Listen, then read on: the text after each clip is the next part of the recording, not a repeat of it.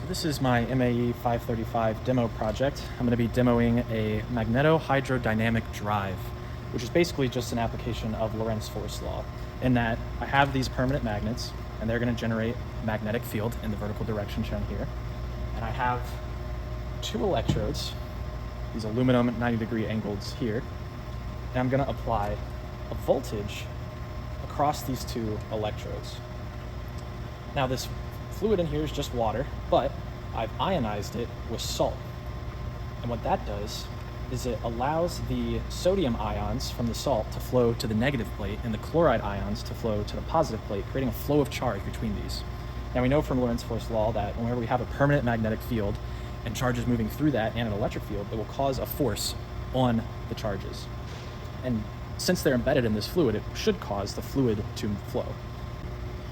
So the way that this is set up right now is we have a magnetic field established in the vertical direction here, and current is flowing towards us. And what this does is it should create a magnetic or a force going to the left, as shown right here. So magnetic field upward, current towards me, force generated to the left. So we should see the fluid move along the channel to the left here by Lorentz force. So I'm going to turn on power supply here. And we see exactly that. A nice current has established itself in this fluid. Now, so I don't have a ton of runway in this glass container, but I'm going to try to show that the fluid speed is proportional to a couple of different things. One, the spacing between the plates here. If I bring the spacing closer, the fluid flow should speed up. The other is the current level.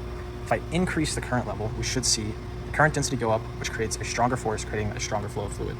And lastly, it would be the distance of the magnetic field, or really the strength of the magnetic field.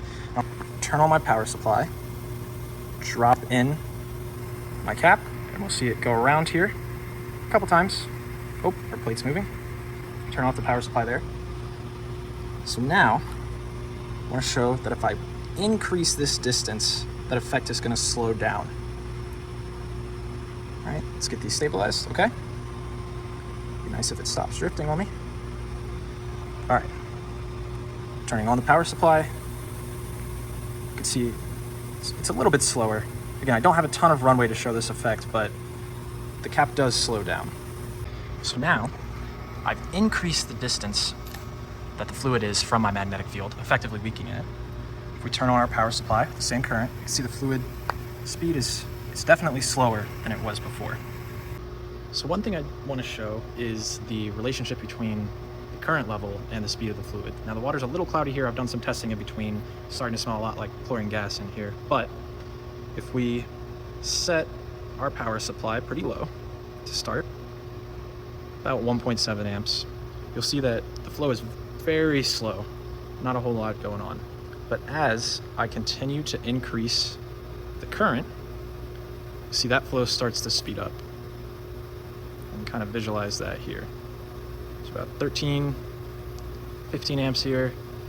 And again, back that all the way back down. The flow slows down. One final thing to show, my water's all blue here, but reversing the direction of current here will reverse the flow. So right now, we have the flow going this way, which means our current is going forward. But if swap leads here, now our flow should be reversed. And we see that it is. We're moving in the opposite direction now. So this is one application of an MHD drive, is in saltwater watercraft, basically using the ions in salt water to propel itself using the same principles that I demonstrated in the Pyrex container. So the balancing was a little tricky on this guy, but he does float, and I'm gonna plug it in and we'll see if it moves.